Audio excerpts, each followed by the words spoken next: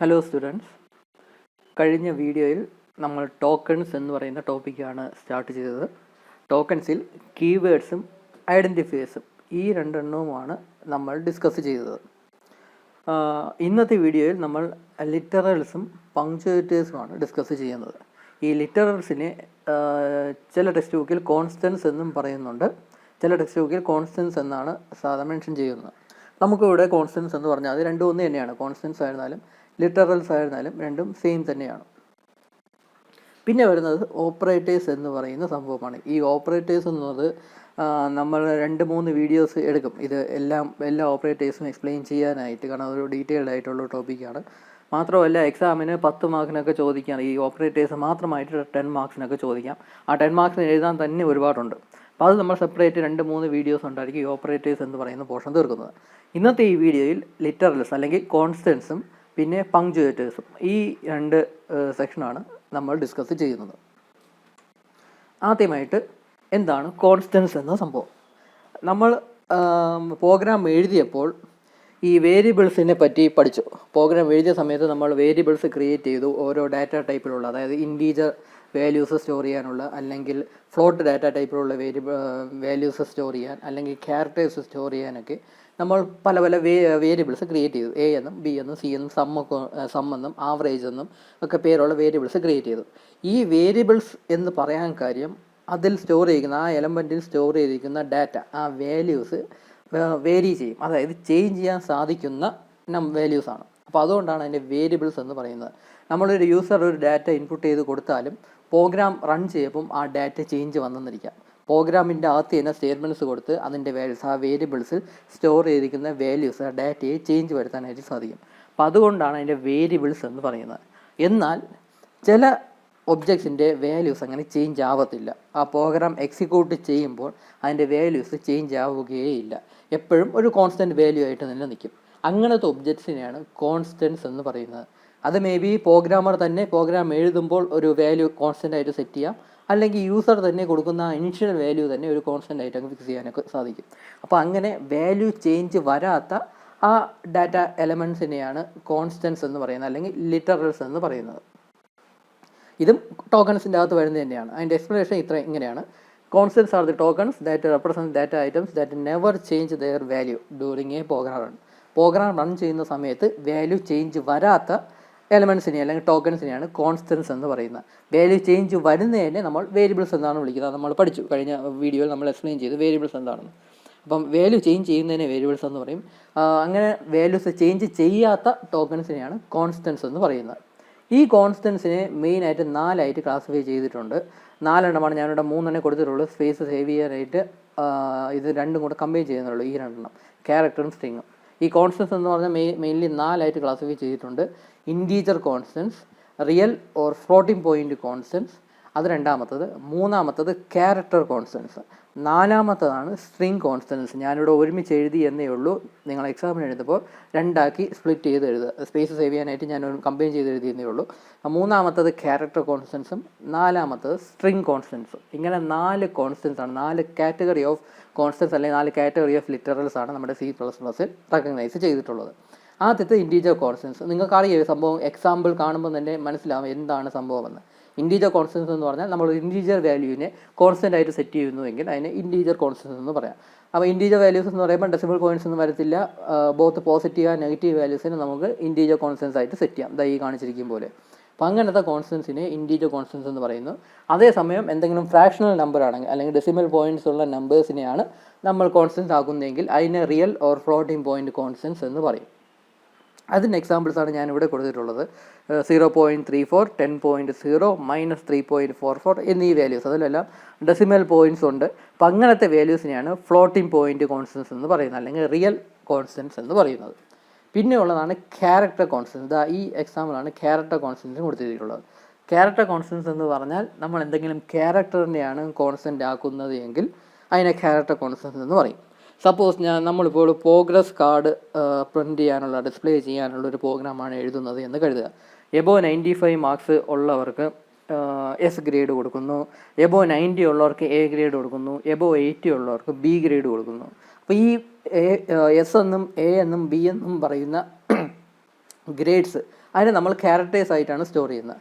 ഈ characters store ചെയ്യുന്ന അതിൻ്റെ വാല്യൂസ് ഒരിക്കലും ചേഞ്ച് ആവുന്നില്ല. എബോവ് 95 എപ്പോഴും പ്രോഗ്രാം റൺ ചെയ്യുമ്പോൾ എബോവ് 95 വരുന്നെങ്കിൽ നമ്മൾ എസ് ഗ്രേഡ് എന്നാണ് കൊടുക്കുന്നത്, എബോവ് 90 വരുന്നെങ്കിൽ എ ഗ്രേഡ് എന്നാണ് കൊടുക്കുന്നത്. അപ്പോൾ അതിൻ്റെ വാല്യൂസ് ഒന്നും ചേഞ്ച് ആവുന്നില്ല. അപ്പം അങ്ങനത്തെ ആ സംഭവങ്ങളെയാണ് ഈ ക്യാരക്ടർ കോൺസ്റ്റൻസ് എന്ന് പറയുന്നത്. ആ ക്യാരക്ടറിൻ്റെ വാല്യൂസ് അല്ലെങ്കിൽ ആ ക്യാരക്ടർ ചേഞ്ച് ആവുന്നില്ല. ഇപ്പോൾ പ്രോഗ്രാം റൺ ചെയ്ത് കഴിയുമ്പം 80% എബോവ് മാർക്കുള്ള ആൾക്കാർക്ക് ഡി ഗ്രേഡ് കൊടുക്കുക എന്ന് പറയാനൊക്കത്തില്ല. 80% എബോവ് മാർക്കുള്ളവർക്ക് ബി ഗ്രേഡ് എന്ന് സെറ്റ് ചെയ്ത് കഴിഞ്ഞാൽ അതെപ്പോഴും അത് തന്നെയായിരിക്കും, ആ ബി ഗ്രേഡ് തന്നെയായിരിക്കും കൊടുക്കുന്നത്. അപ്പം അതെന്ന് പറഞ്ഞാൽ ഈ ബി ഗ്രേഡ് അല്ലെങ്കിൽ എ ഗ്രേഡ് എന്ന് പറഞ്ഞാൽ എ എന്നും ബി എന്നും പറയുന്ന ആ ക്യാരക്ടേഴ്സ് ഒരു കോൺസ്റ്റൻ്റ് ആയിട്ടാണ് സെറ്റ് ചെയ്യുന്നതെന്ന് കരുതുക. അപ്പം അങ്ങനത്തെ കോൺസ്റ്റൻസിനെയാണ് ക്യാരക്ടർ കോൺസ്റ്റൻസ് എന്ന് പറയുന്നത്. നമ്മളൊരു ക്യാരക്ടറിനെയാണ് കോൺസ്റ്റൻ്റ് ആയിട്ട് സെറ്റ് ചെയ്യുന്നത്. ഈ ക്യാരക്ടർ എന്ന് പറയുമ്പം ആൽഫാബെറ്റ്സ് ആവാം, അതിപ്പം ക്യാപിറ്റൽ ലെറ്റേഴ്സ് ആവാം, സ്മോൾ ലെറ്റേഴ്സ് ആവാം, ആൽഫാബെറ്റ്സ് ആവാം, സ്പെഷ്യൽ സിമ്പിൾസ് ആവാം, അതും അല്ലെങ്കിൽ ഡിജിറ്റ്സും ആവാം. ഡിജിറ്റ്സിനെ നമ്മൾ ക്യാരക്ടറായിട്ട് നമുക്ക് വേണമെങ്കിൽ എൻ്റർ ചെയ്യാനൊക്കും.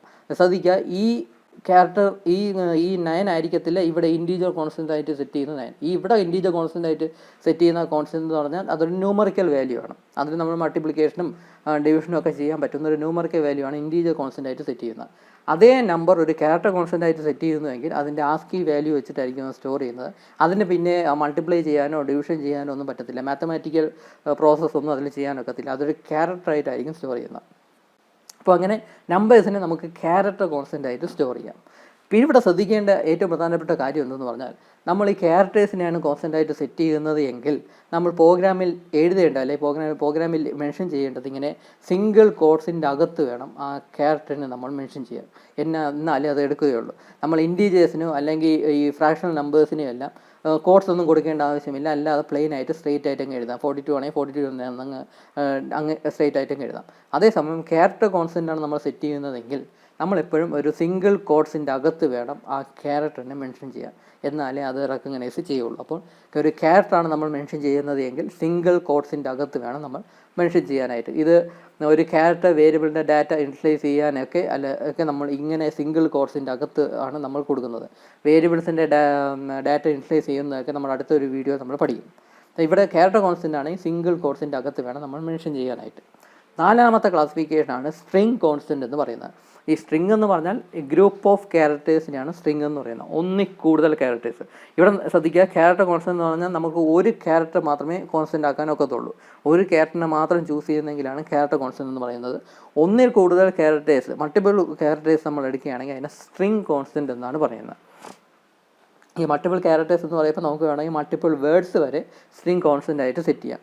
ഇവിടെ ശ്രദ്ധിക്കേണ്ട കാര്യം, സ്ട്രിങ് കോൺസ്റ്റൻ്റ് ആയിട്ട് സെറ്റ് ചെയ്യുന്നതെങ്കിൽ നമ്മൾ ഡബിൾ കോട്ട്സിൻ്റെ അകത്ത് വേണം നമ്മളത് മെൻഷൻ ചെയ്യാനായിട്ട്. ഇവിടെ കൈലാസ് എന്ന വേർഡ് ഡബിൾ കോട്ട്സിൻ്റെ അകത്താണ് കൊടുത്തിരിക്കുന്നത്. ഒരു സ്ട്രിങ് കോൺസ്റ്റൻ്റ് ആണെങ്കിൽ, അതായത് ഒന്നിൽ കൂടുതൽ ക്യാരക്ടേഴ്സാണ് നമ്മൾ കോൺസ്റ്റൻ്റ് ആക്കുന്നതെങ്കിൽ, ഒന്നിൽ കൂടുതൽ ക്യാരക്ടേഴ്സിനെയാണ് ഈ സ്ട്രിങ് കോൺസ്റ്റൻ്റ് എന്ന് പറയുന്നത്. അങ്ങനെയാണെങ്കിൽ അത് ഡബിൾ കോട്ട്സിൻ്റെ അകത്ത് വേണം മെൻഷൻ ചെയ്യാനായിട്ട്. ഇവിടെ ഈ 5+3 എന്ന് പറയുന്ന സംഭവം അത് ഒരു സ്ട്രിങ് ആയിട്ടാണ് നമ്മൾ എൻ്റർ ചെയ്തിരിക്കുന്നത്. 5+3 എന്ന് എൻ്റർ ചെയ്ത് കൊടുത്താൽ 8 എന്നായിരിക്കത്തില്ല കിട്ടുന്ന ആൻസർ. കാരണം ഇതിവിടെ സ്ട്രിങ് ആയിട്ടാണ് കൊടുത്തിരിക്കുന്നത്, ഒരു ഗ്രൂപ്പ് ഓഫ് ക്യാരക്ടേഴ്സ് ആയിട്ടാണ് കൊടുത്തിരിക്കുന്നത്. അല്ലാതെ ഇവിടെ 5 എന്ന് പറയുന്ന നമ്പറിനും 3 എന്ന് പറയുന്ന നമ്പറിനും യാതൊരു ഇമ്പോർട്ടൻസും ഇല്ല. അതൊക്കെ ക്യാരക്ടേഴ്സ് ആയിട്ടാണ് സ്റ്റോർ ചെയ്യുന്നത്. അപ്പോൾ അങ്ങനെ ഇവിടെ ഇപ്പോൾ സേ ഹായ് എന്നുള്ളത് മൾട്ടിപ്പിൾ വേർഡ്സ് ആണ്. അപ്പോൾ അതിനെ ഡബിൾ കോട്ട്സിൻ്റെ അകത്ത് നമുക്ക് ഒരു സ്ട്രിങ് ആയിട്ട് സ്റ്റോർ ചെയ്യാം. അതുപോലെ തന്നെ ഈ A+ എന്നുള്ളത് അതും സ്ട്രിങ് ആയിട്ടാണ് ഇവിടെ നമ്മൾ ആഡ് ചെയ്യുന്നത്, അല്ലെങ്കിൽ കോൺസ്റ്റൻ്റ് ആക്കിയിരിക്കുന്നത്. അപ്പോൾ ഈ സ്ട്രിങ് കോൺസ്റ്റൻ്റ് ആണെങ്കിൽ ഡബിൾ കോട്ട്സിൻ്റെ അകത്ത് വേണം നമ്മളത് മെൻഷൻ ചെയ്യാനായിട്ട്. അപ്പോൾ ഈ വാല്യൂ എന്ന് പറഞ്ഞാൽ ഒരിക്കലും ചേഞ്ച് ആവത്തില്ല. ഈ പ്രോഗ്രാം എക്സിക്യൂട്ട് ചെയ്യുന്ന സമയത്ത് ചേഞ്ച് വരാത്ത, ഒരു ഡിഫറൻസ് വരാത്ത കോൺസ്റ്റൻ്റ് ആയിട്ട് നിൽക്കുന്ന ആ ടോക്കൺസിനെയാണ് കോൺസ്റ്റൻസ് എന്ന് പറയുന്നത്. ഇനി അടുത്തതാണ് പങ്ക്ച്വേറ്റേഴ്സ് എന്ന് പറയുന്ന സംഭവം. ഇത് വളരെ സിമ്പിളാണ്. ഈ പങ്ക്ച്വേറ്റേഴ്സ് എന്ന് പറഞ്ഞാൽ ചില സ്പെഷ്യൽ സിമ്പിൾസ് നമ്മുടെ പ്രോഗ്രാമിൻ്റെ, നമ്മുടെ C++ പ്രോഗ്രാമിൻ്റെ സിൻറ്റാക്സിൻ്റെ ഭാഗമായിട്ട് തന്നെ വരും. ഇപ്പോൾ നമ്മൾ ഇൻറ്റ് മെയിൻ എന്ന് എഴുതിയിട്ട് ആ മെയിൻ കഴിഞ്ഞിട്ട് ഈ 2 ബ്രാക്കറ്റ്സ് ഇട്ട് കൊടുക്കും, ഓപ്പണിംഗ് ആൻഡ് ക്ലോസിങ് ബ്രാക്കറ്റ്സ് ഇട്ട് കൊടുക്കും. അതുപോലെ തന്നെ അത് കഴിഞ്ഞിട്ട് അടുത്ത ലൈനിൽ നമ്മൾ ഈ കേർലി ബ്രാക്കറ്റ് ഓപ്പൺ ചെയ്യും. എന്നിട്ടായിരിക്കും മെയിൻ സ്റ്റേറ്റ്മെൻറ്റ്സ് എല്ലാം എഴുതുന്നത്. എന്നിട്ട് എല്ലാ സ്റ്റേറ്റ്മെൻറ്റ്സ് എഴുതി കഴിഞ്ഞിട്ട് ആ ബ്രാക്കറ്റ് ക്ലോസ് ചെയ്യുകയും ചെയ്യും. അതുപോലെ തന്നെ അതിൻ്റെ അകത്തുള്ള എല്ലാ ഇക്വേഷൻസും എല്ലാ സ്റ്റേറ്റ്മെൻറ്റ്സും എൻഡ് ചെയ്യുന്നത് ഈ സെമി കോളനിലാണ്. പിന്നെ ഹാഷ് ഇൻക്ലൂഡ് എന്ന് എഴുതപ്പോൾ നമ്മൾ ഹാഷ് എന്ന് പറയുന്ന സിമ്പിൾ ഉപയോഗിക്കുന്നുണ്ട്. അപ്പോൾ ഈ കാണുന്ന സിമ്പിൾസ് അല്ല, ഇവിടെ കോമയൊക്കെ നമ്മൾ ഇനി പഠിക്കും. അപ്പോൾ ഈ കാണുന്ന സിമ്പിൾസ് എല്ലാം പ്രോഗ്രാമിൻ്റെ ഭാഗമായിട്ട് വരുന്ന സിൻറ്റാക്സിൻ്റെ ഭാഗമായിട്ട് വരുന്ന കുറച്ച് സ്പെഷ്യൽ സിമ്പിൾസാണ്. അത് നമുക്ക് അതിൻ്റെ 2 പർപ്പസ് ഉണ്ട്. ഒന്ന് സിൻറ്റാക്സിൻ്റെ ഭാഗമായിട്ട് വരുന്നു എന്നതും, രണ്ടാമത്തത് നമ്മൾ വായിക്കുമ്പോൾ പ്രോഗ്രാം വായിക്കുമ്പോൾ ഈസി ആയിട്ട് റീഡബിലിറ്റി ഇമ്പ്രൂവ് ചെയ്യാനായിട്ട്, അല്ലെങ്കിൽ ഈസി ആയിട്ട് വായിച്ചെടുക്കാനുള്ള ആ പർപ്പസിന് വേണ്ടിയൊക്കെ നമ്മൾ പങ്ക്ച്വേറ്റേഴ്സ് പ്രോഗ്രാമിൽ ആഡ് ചെയ്യും. അപ്പം അങ്ങനത്തെ സ്പെഷ്യൽ സിമ്പിൾസിനെയാണ് പങ്ക്ച്വേറ്റേഴ്സ് എന്ന് പറയുന്നത്. അതിൻ്റെ എക്സ്പ്ലനേഷനാണ് ഇവിടെ കൊടുത്തിട്ടുള്ളത്. Punctuators are the symbols used as the punctuation marks in the syntax of various statements and as separators to enhance the programs readability. അപ്പോൾ സിൻറ്റാക്സിൻ്റെ ഭാഗമായിട്ട് വരുന്ന സ്പെഷ്യൽ സിമ്പിൾസ്, അതുപോലെ തന്നെ പ്രോഗ്രാം വായിക്കുമ്പോൾ റീഡബിലിറ്റി ഇമ്പ്രൂവ് ചെയ്യാനും കൂടെ നമ്മൾ ഉപയോഗിക്കുന്ന ആ സ്പെഷ്യൽ സിമ്പിൾസിനെയാണ് പങ്ക്ച്വേറ്റേഴ്സ് എന്ന് പറയുന്നത്. ഇത് അത്രത്തോളം ഇമ്പോർട്ടൻ്റ് അല്ല, എന്നാലും ഇതും ടോക്കൺസ് എന്ന് പറയുന്ന കാറ്റഗറിക്കകത്താണ് ഇൻക്ലൂഡ് ചെയ്തിട്ടുള്ളത്. അപ്പോൾ ഇത്രയാണ് രണ്ട് സംഭവങ്ങൾ, കോൺസ്റ്റൻസും പിന്നെ പങ്ക്ച്വേറ്റേഴ്സും. അപ്പോൾ ഈ 2 കാര്യം കൂടെ നിങ്ങൾ നോക്കുക. അപ്പോൾ ഈ വീഡിയോയിൽ ഇത്രയേ ഉള്ളൂ. Thank you.